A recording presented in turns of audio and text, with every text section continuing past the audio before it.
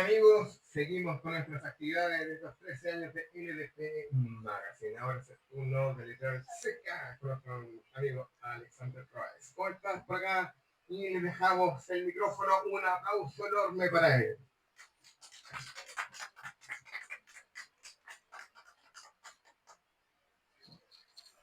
Hola, buenas tardes. Gracias a LDP y a los organizadores por la invitación. Mi nombre es Alexander Roes, soy director de Editorial CK, editor y guionista de la misma. Y comienzo. Bueno, en esta ocasión, para el Día del Patrimonio, quería presentarles la última obra que hemos estado trabajando con el ilustrador Chris Fattori, que es Chutur el Icharri, la saga de los sumerios, en la cual ya vamos en el tercer tomo, como pueden apreciar acá. Junto a cada tomo hemos querido sacar unos pequeños librillos que son complementarios a la obra, son más bien ensayos, crítica sobre el mismo pueblo sumerio, que están acá. Por el viento no los voy a presentar. Pero bueno, a la fecha entonces podríamos hablar precisamente de que ya van 6 publicaciones de la obra completa. ¿De qué va Chutur el Icharri? Chutur el Icharri fue el primer título que recibió la llamada Epopeya de Gilgamesh. De hecho, es el título que le dieron por sus primeras palabras los babilonios. Chutur el Icharri significa superior a todos los reyes, que era una forma de llamar a Gilgamesh en los tiempos en que todavía no existían conceptos como emperadores o algún término parecido. Si pensamos que Chutur el Icharri, lo que estoy presentando acá, es solamente una adaptación de la epopeya de Gilgamesh, en realidad nos quedamos cortos. Aquí hay un trabajo de investigación que lo que busca es, de alguna manera, reconstruir una epopeya original. Cuando se reconstruye la primera versión de la epopeya, en realidad eran 8 tablillas, no era más. Pasaron 1000 años para que los asirios reconstruyeran la versión final de alguna manera, o la versión estándar como le hemos llamado, con 11 tablillas, y finalmente se hizo una última edición de 12 tablillas. Estamos hablando hace ya 2700 años. A pesar de eso, Chutur el Icharri es una edición del 1800 antes de la era común, para que nos hagamos una idea, y al menos 500 años antes de esto ya habían poemas sobre Gilgamesh. No le llamaban Gilgamesh, al menos los sumerios, o eso es lo que se ha ido reconstruyendo con versiones anteriores a la misma epopeya. Hablamos del año 2100, 2200, antes de la era común, en donde ya estaban los primeros poemas sobre este héroe. ¿Qué es lo que se presume a través de todos estos poemas? De que la epopeya como tal fue una reconstrucción.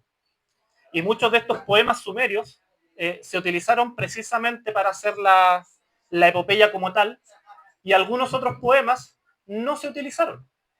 Y a través de eso dijimos con el mismo ilustrador, hagamos una versión que incluya estas hazañas que no se hablan en la epopeya de Gilgamesh. Por lo mismo, esta versión es, yo creo que, la edición más completa que existe en estos momentos sobre el mito de Gilgamesh propiamente tal. En cada uno de los tomos hemos querido de alguna manera presentar cierto periodo en la vida del héroe. El tomo amarillo, como podrán apreciar, es un Gilgamesh joven, ¿ya? Hablamos de los tiempos en que este mismo héroe era arrogante, era un tirano, era el rey odiado dentro de su pueblo, y el mismo pueblo pidió ayuda a los dioses para de alguna manera calmar a este rey.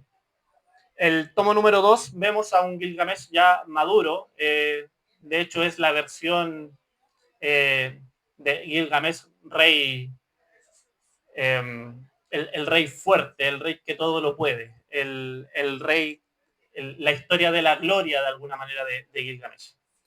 Y en el tomo número 3, que es el tomo verde, como pueden apreciar, que es lo que sacamos a principios de diciembre ya del año pasado, no le habíamos hecho ninguna presentación hasta ahora, ya es la caída como tal. Queremos sacar un cuarto tomo, que esperamos que salga finales de este año, que de alguna manera quiero presentar el final mismo del héroe y las consecuencias de este, es decir, sus herederos. De alguna manera, cada uno de los tomos, además de narrar la etapa en la vida de Gilgamesh, tiene como finalidad presentar ciertas teorías.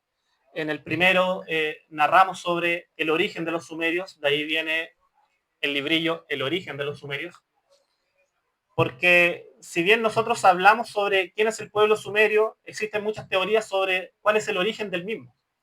Y todos los historiadores en realidad no están de acuerdo sobre el origen de los sumerios. Sabemos que los sumerios se originan en la Baja Mesopotamia, entre los ríos Tigris y Éufrates, pero no sabemos realmente cuándo se originaron. No sabemos realmente de dónde venían, si realmente eran de la Baja Mesopotamia, si venían de otro lado, si eran una mezcla de otros pueblos, si venían de India o si venían del País Vasco. Esos son como los extremos que se suponen sobre el origen del pueblo sumerio. No sabemos si venían de otro planeta, que también es una teoría que abunda bastante. Pero los sumerios como tal fue un pueblo famoso por inventar la rueda, por la escritura, por el ladrillo, por las primeras construcciones, por las primeras ciudades. Y cuando uno investiga sobre el pueblo sumerio, los sumerios dicen, nosotros no creamos nada de esto, todo esto nos lo otorgaron a nosotros los dioses. Que ha sido muy común hablar sobre los dioses sumerios como el pueblo de los Anunnaki. Pero los sumerios le llamaban Anunnaki a sus dioses. La verdad es que no. Todos hablamos sobre los Anunnaki, sí, los dioses sumerios, los dioses reptilianos, pero los sumerios no hablaban sobre dioses Anunnaki. De hecho, Anunnaki no es un término sumerio. Los sumerios se referían a los Anunnaki, que es la naturaleza del concepto tiende a ser más pura.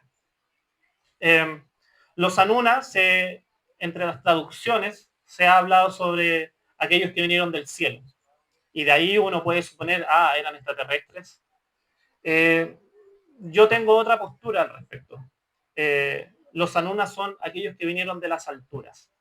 Porque cuando analizamos el origen del pueblo sumerio mismo, estos en realidad decían venir de una región norte. La región norte de Irak, de donde están los sumerios, en realidad es Turquía y Armenia.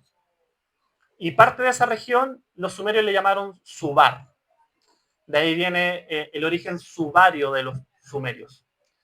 Los acadios, un pueblo que sucedió a los sumerios, le llamaron Subartú. Subartú después derivó en Urartú y eso se convirtió en Armenia.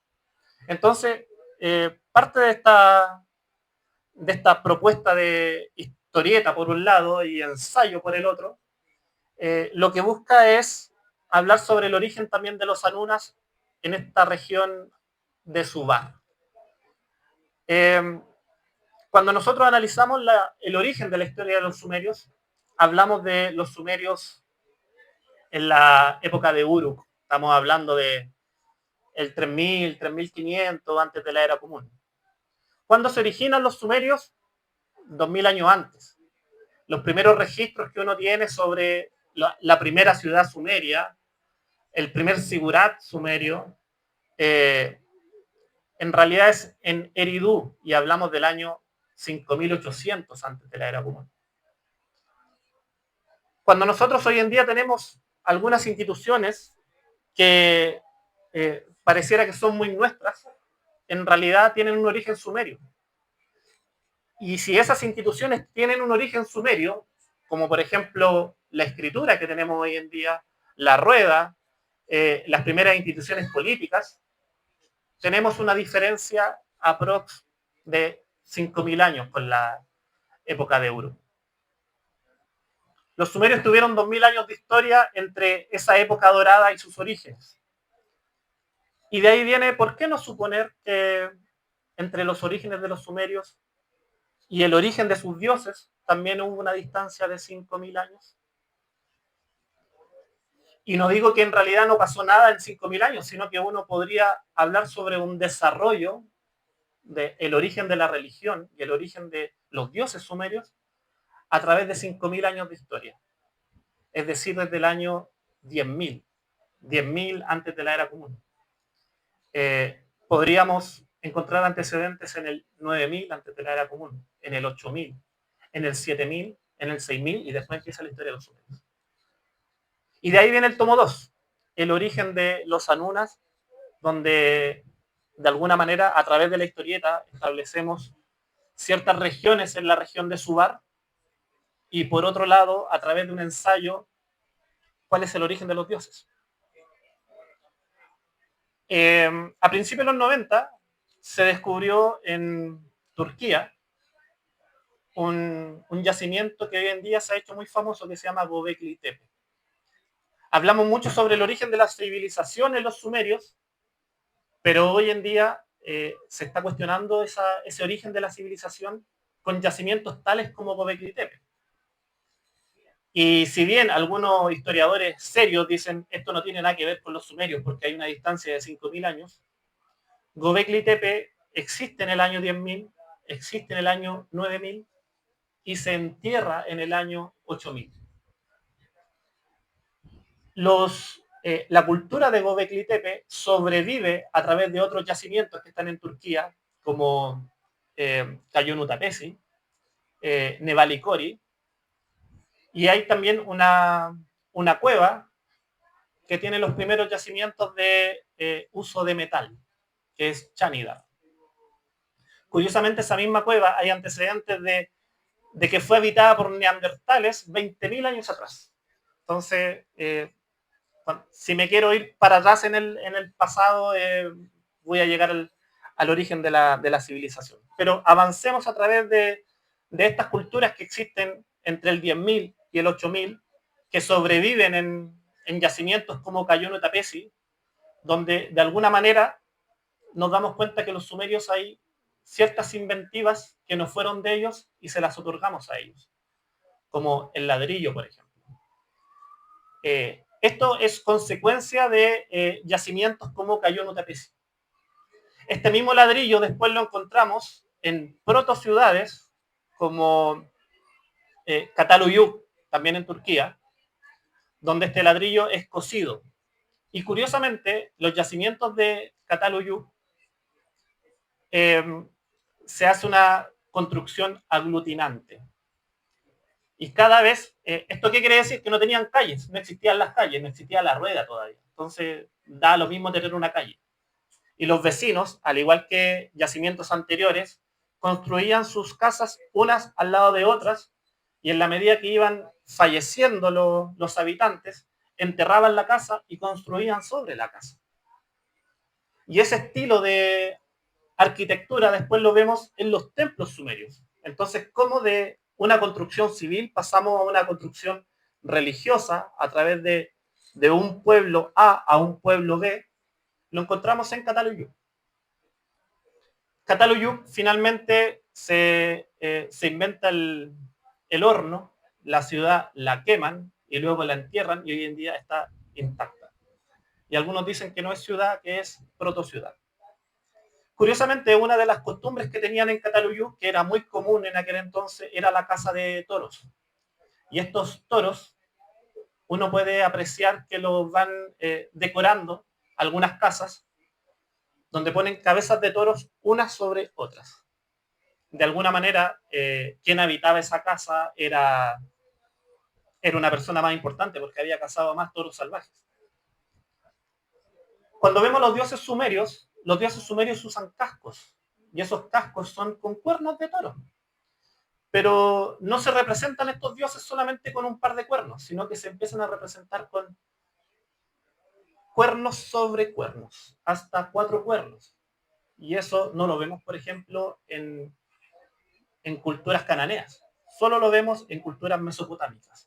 A pesar de que los dioses se empiezan a representar en otras culturas con cuernos, y con el toro, en los sumerios sus dioses son aquellos que llevan cuernos sobre cuernos.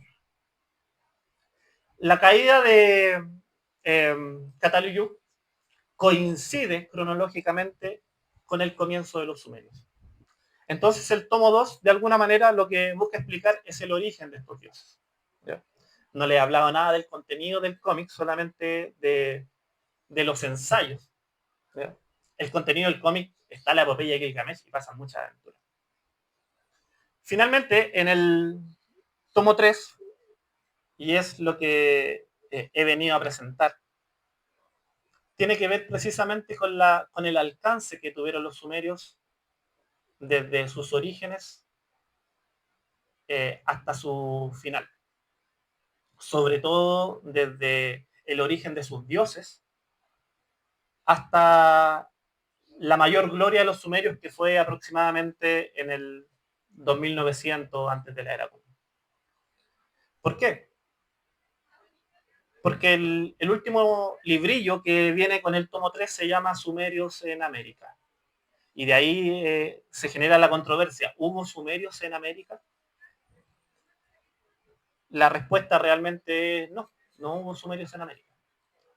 Pero existe una cantidad enorme de antecedentes que en realidad nos podrían hacer dudar. Probablemente sí hubo sumerios en América. A principios de los 90 también, en el 94, una arqueóloga peruana, Ruth Chadi, descubrió la civilización de Caral. Esto queda al norte de Lima. La civilización de Caral es la primera civilización en América. Y en esta se presentan templos que cuando los apreciamos son sigurat. Sigurat, que es un término sumerio para describir una pirámide escalonada. Están construidos con ladrillos, cuando también era muy común acá en América construir en roca. De hecho, después de Caral, la civilización que le sigue construye con roca, no construye con ladrillo. Y después la cultura de Lima, donde a estas pirámides se le llaman huacas, construyeron más de 54 huacas en todo el centro de Lima y son construidas con ladrillos. Ladrillos que cuando uno los aprecia parecieran ser ladrillos sumerios. Ruth Chadi dice, todas las civilizaciones antiguas, llámese los sumerios, llámese Egipto, llámese India, tienen un sistema de construcción que es similar.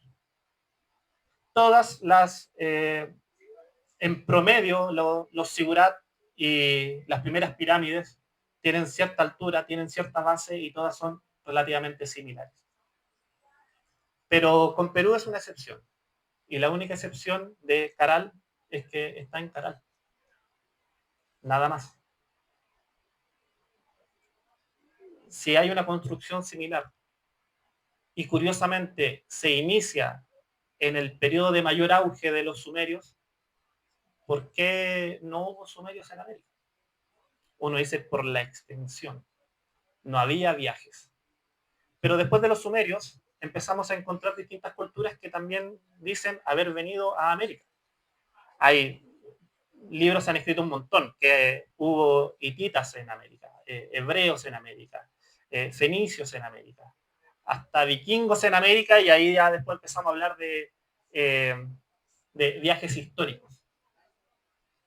Pero existen muchos antecedentes que explican que ciertos sistemas de construcción que se producen aquí mismo a lo largo de América, de hecho podemos encontrar ciudades completas en Estados Unidos, en Cahokia, Illinois, que son sigurat.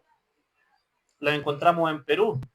Y para qué hablar de ciertos sistemas de construcción que hay también a lo largo de Mesoamérica. Y curiosamente, Tom Dillehay, un arqueólogo americano, encontró pirámides también en Chile.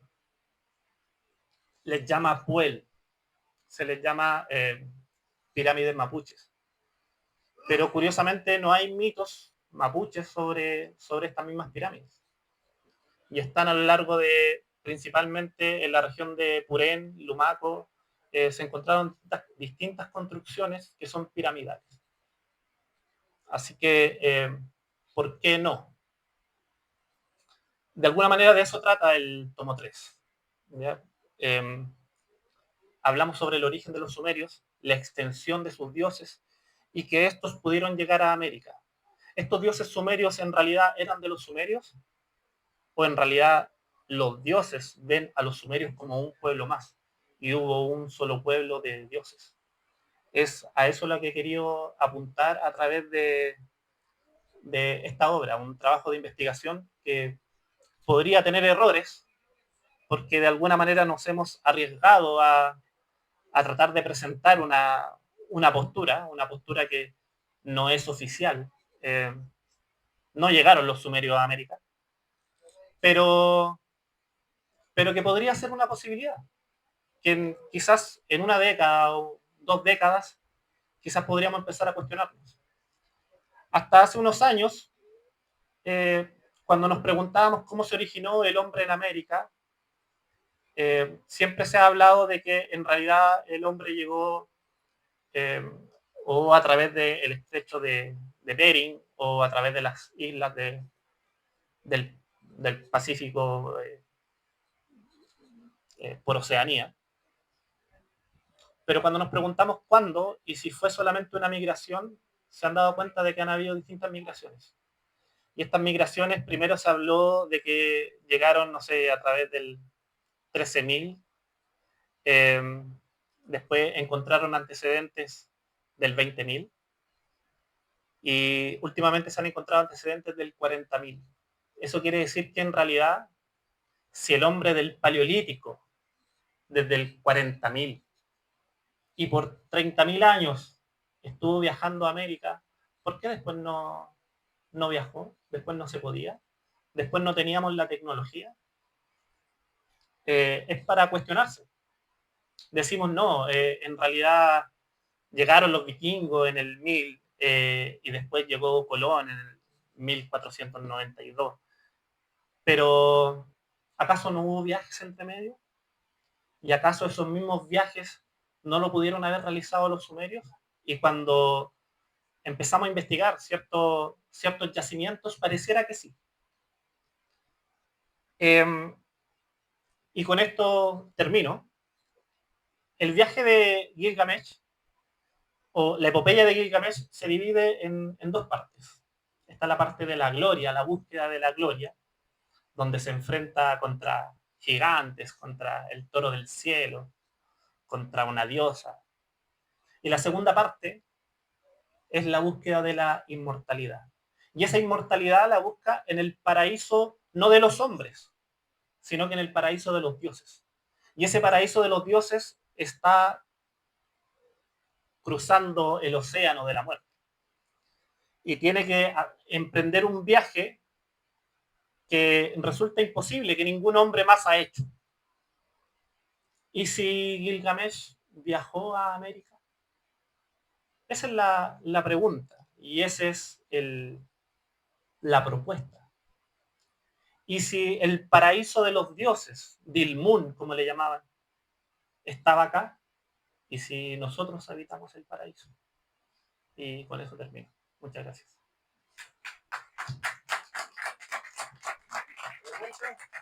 ¿Preguntas? Sí.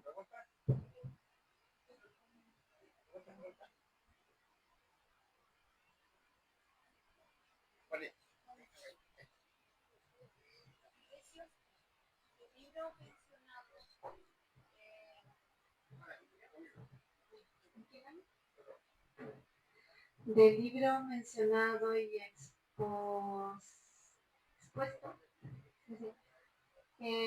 ¿cuáles son los que tienen acá y cuántos son los que valen? ¿Cuántos son los que valen? Los libros que estaban mencionados. Lo tienen acá en la biblioteca y cuántos es lo que vale si no quisiera comprar. Tenemos todos los libros disponibles aquí presentes. Cada uno, al menos lo que es cómics, tienen un valor de 10.000 pesos y los librillos, que son complementarios, si alguien quiere irse por por el librillo solamente, el librillo tiene un valor de 5.000 pesos cada uno. Son 3 librillos y son 3 cómics. Y obviamente si lleva más de uno, le puedo hacer una atención. ¿Alguien más? ¿Alguna consulta, pregunta? Ah, y del tomo 1 me quedan solamente 2 ejemplares y con eso se agota el tiraje. Así que aprovechen. Acá tengo una pregunta. A ver.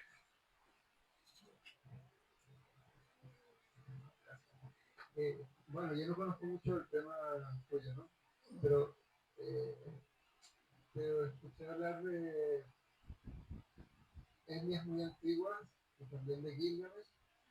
Y bueno, estoy investigando haciendo una pregunta de cuando vivió Gilgamesh y me habla de 3000 antes de Cristo, pero tú hablaste ya de muchos tiempos.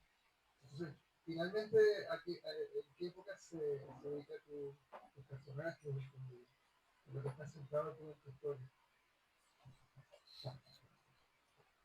El Gilgamesh histórico, o el que se cree histórico, se cree que vivió aproximadamente en el 2650, 2700. Ninguna cifra aquí es del todo exacta. ¿Ya? Se cree aproximadamente que pudo haber existido en esa época.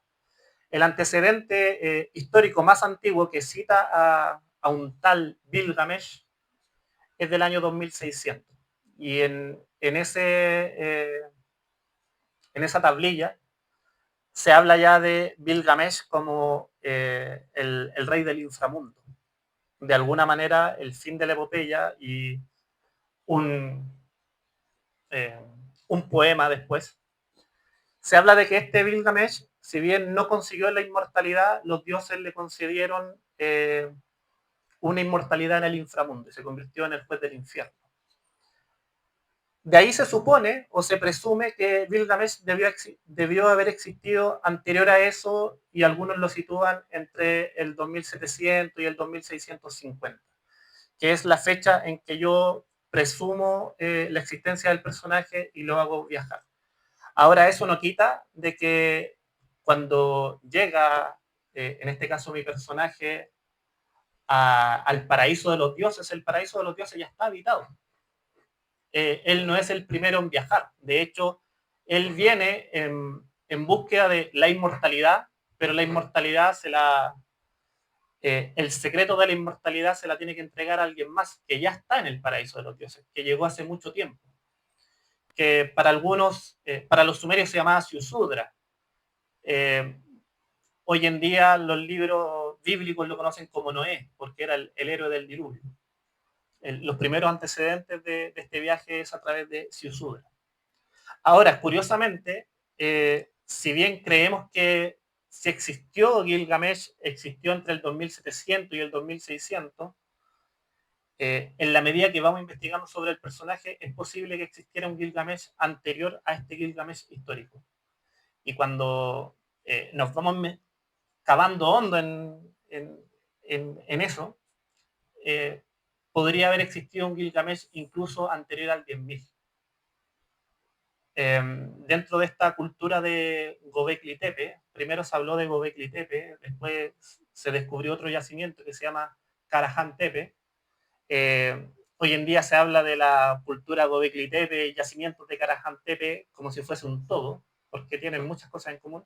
Y dentro de estas hay un yacimiento, ahora se me olvidó el nombre, ya, si alguien me ayuda con el nombre, Saibur,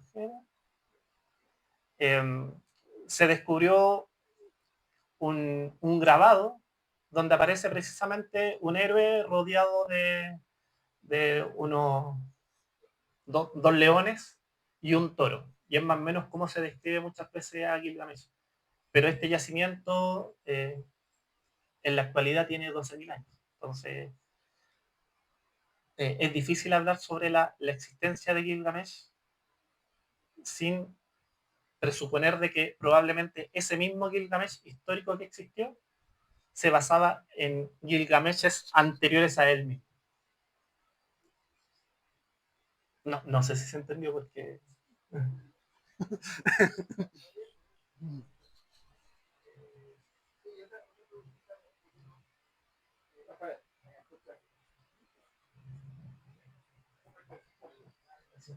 Mira, y la otra pregunta es bastante diferente. Ya que tú estudiaste esta parte histórica, bueno, ya, tal vez por afición tienes bastante conocimiento, entonces cuando hablas de esa región, y yo me enteré de hace poco que ciertas como consecuencias de toda una cantidad de guerras que han existido últimamente en este siglo, o al principio de este siglo y en el anterior, ha habido destrucción de, como decir, legados históricos o cosas con las que se puede investigar.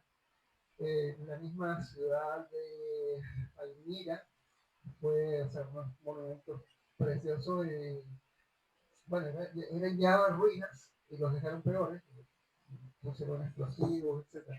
Bueno, la pregunta va hacia, tú que has visto eso, has estado cerca de las investigaciones, y en las guerras como que se trata de destruir la memoria histórica de los pueblos. ¿Qué opinas de esa posibilidad de que esa intención de borrar la historia del hombre tenga éxito y sea de pronto imposible estudiar quiénes tienen la historia, pero por intención del hombre? No me refiero en este caso a cosas muy antiguas que bueno, el paso de tiempo, la falta de historia también, la falta de ¿cómo decir?, registros intencionales, porque no existía escritura o porque no existía cultura, pero ya a estas alturas, cuando ya existe historia, cuando ya existe una forma de irnos transmitiendo los conocimientos humanos, ¿tú crees que sea posible ir borrando la historia que hemos conseguido explicar hasta ahora, que también a veces son teorías nada más? Lo de la explicación histórica de los pueblos, de los legados, de los monumentos, todo eso. No sé si se entendió. Sí, se entendió. Yo soy de la creencia de que muchas de estas destrucciones, en realidad más que una destrucción, hay un robo de cultura. Cuando Estados Unidos invadió Irak, yo creo que no destruyó todo lo que era el legado histórico que tenía Babilonia en este caso. Yo creo que se perdió ahí mucho. Se perdió y probablemente estén, según mi creencia, museos privados, cosas así. Ahora, sobre este afán del hombre de destruirlo todo, eh, no es nuevo. Hay ciudades acadias, ciudades sumerias, que no se encontraron más hasta la fecha. Se sabe que existieron y no se encontraron. Precisamente el primer imperio de la historia fue tan arrogante que los mitos cuentan que los dioses lo hicieron desaparecer. Y por más que hoy en día hablamos, después de los sumerios vinieron los acadios, la ciudad de Akkad no se ha encontrado. Y todos los relatos sumerios dicen que hicieron desaparecer completamente la ciudad. Hablamos de no solamente de lo que es un sigurat. Hacer desaparecer un sigurat hoy en día es hacer desaparecer una montaña. Todo lo que es la ciudad, todo lo que es biblioteca, todo lo que es templos, todo se hizo desaparecer. ¿Cómo? Ahí uno vaya a entender. La cultura de Göbekli Tepe, acá año 2350 antes de la era común. Göbekli Tepe hace 12.000 años existió, hace 10.000 años el pueblo decidió enterrar el yacimiento y lo enterraron de forma intacta. Probablemente ellos sabían de ese afán del hombre también de destruirlo todo. La primera proto-ciudad, Cataluyú, también, por un lado se quemó, que de alguna manera se coció en la ciudad, eso hizo que fuese más duradera, y después también se enterró completamente. Y por eso hoy en día la encontramos. Es curioso eso. Sigue siendo un misterio por qué ocultar una ciudad. Y algunos suponen que es para mantener vigente el patrimonio, ya que estamos hoy día en el Día del Patrimonio, para mantener vigente el patrimonio para generaciones futuras. Por otro lado, se ha descubierto tantas tablillas en Mesopotamia, en Siria también, ya que hablábamos de Palmira. La guerra de Siria también ha destruido un montón de legado cultural que pertenece a toda la humanidad. En Siria son los registros más antiguos de la música, están en Siria. Yo creo que parte de los dioses sumerios se originan también en Siria. Pero se hicieron tantos descubrimientos que hasta la fecha todavía no se traducen todas las tablillas. De hecho, todavía cada 10 años uno compra una edición nueva de la epopeya de Gilgamesh y viene con los nuevos descubrimientos o las nuevas traducciones. Así que yo creo que igual tenemos conocimiento para rato, pero también hay archivos que no vamos a descubrir. Hay conocimientos que los perdimos y los perdimos para siempre.